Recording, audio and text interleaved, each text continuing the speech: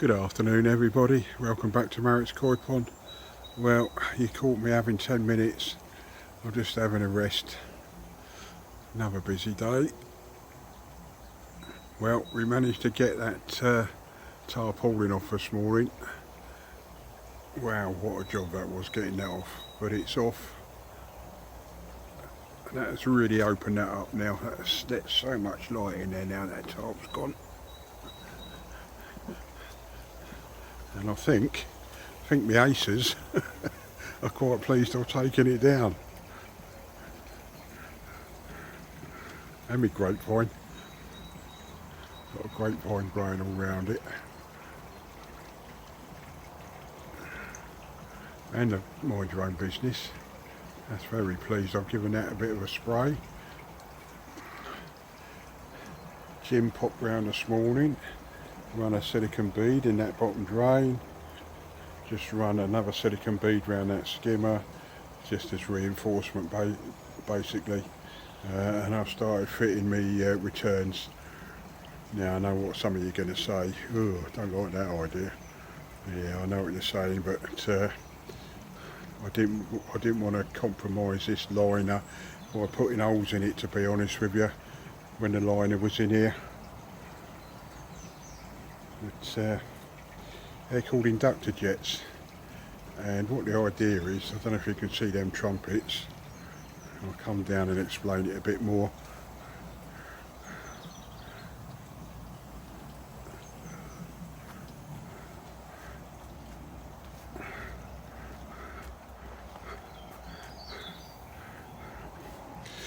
They're inductor jets, and how they work is like on a venturi. So the water that is being pumped through them, at the back of them trumpets, is an open section. So say for an example, you've got a pint of water being pumped through one of those jets.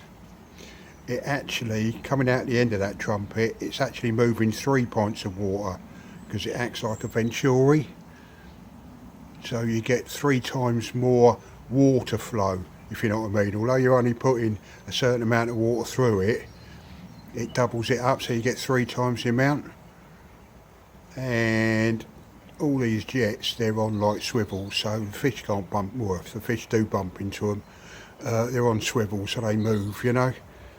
You can swivel them up and down, side to side. And I've never had one fish been damaged by these.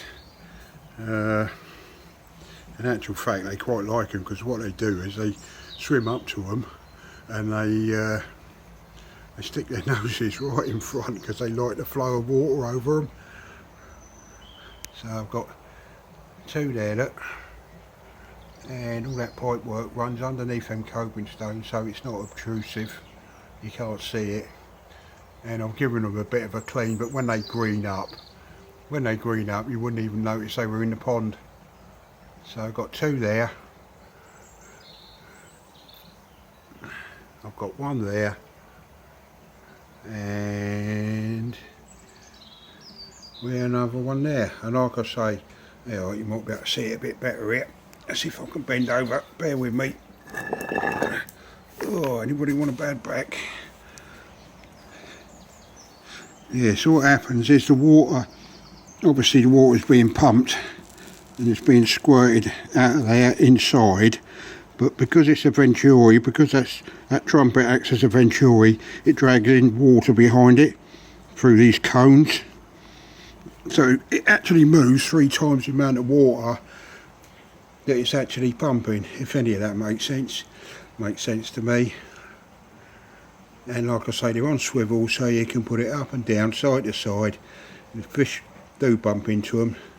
Now and again they do, and I have to reset them, but not very often. They soon learn that they're there.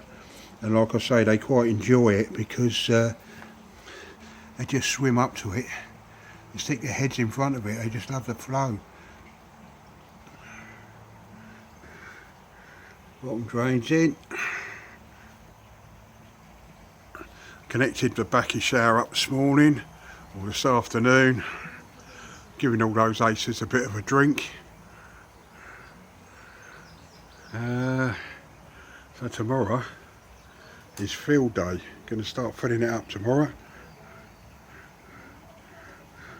and then while that's filling, I shall, before this grapevine comes into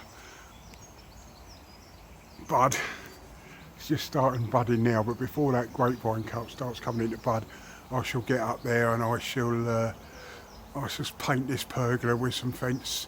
I don't know what they called it, fence life or something. I don't know. Shed life, I don't know. What it says on the tin anyway. I shall give that a bit of a tidy up, because another month or two that will be covered in grapevines and grapes. Well, I think that's it. They said just break it into leaf, look.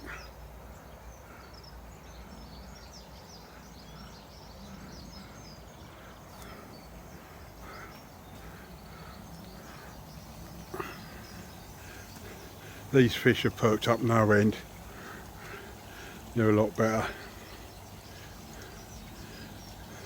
The idea it is, when I filled this up, I'm going to put a really double, treble dose of PP in here to clean out all this bottom drain pipe work, clean out all these returns pipe work, just give it a real good disinfectant, and I shan't, I should just let it degrade by itself. I shan't put any of that, I forget what you put in there now, hydrogen peroxide.